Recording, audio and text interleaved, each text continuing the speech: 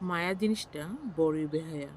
যে যার উপর একবার পড়ে যায়, তার প্রিয় মানুষটা যতই অবহেলা করুক না কেন, তাকে কখনোই ভুলে থাকা যায় না।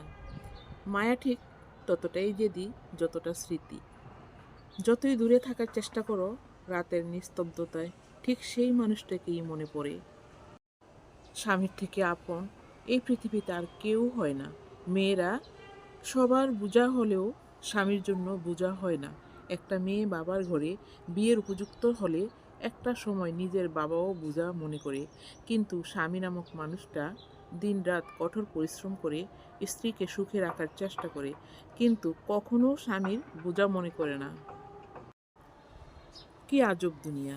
বিবাহিতরা তালাকের চিন্তায় ব্যস্ত, অবিবাহিতরা বিয়ে করার জন্য ব্যস্ত, শিশুরা বড় হওয়ার চিন্তায় ব্যস্ত, আর বড়রা শৈশবে ফিরে যাওয়ার চিন্তায় ব্যস্ত।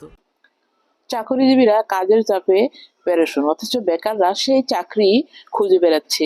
গরিবরা ধনী হওয়ার চিন্তায় ব্যস্ত, অথচ ধনীরা সামান্য একটু শান্তির জন্য ঘুরে বেড়াচ্ছে।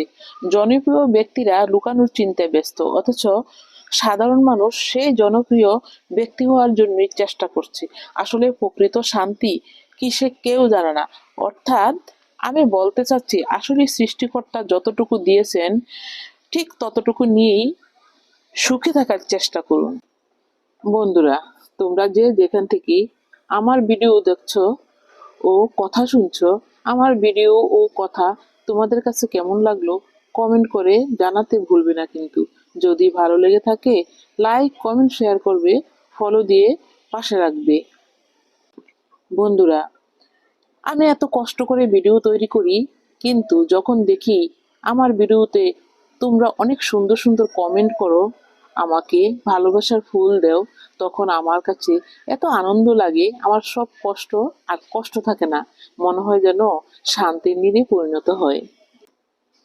আমি আশা করছি তোমরা আমাকে সবসময় এরকম ভালোবেসে যাবে।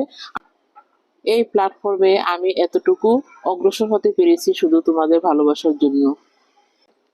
সবশেষে তোমাদের সবার সুস্বাস্থ্য কামনা করছি। তোমরা ভালো থাকো, সুস্থ থাকো।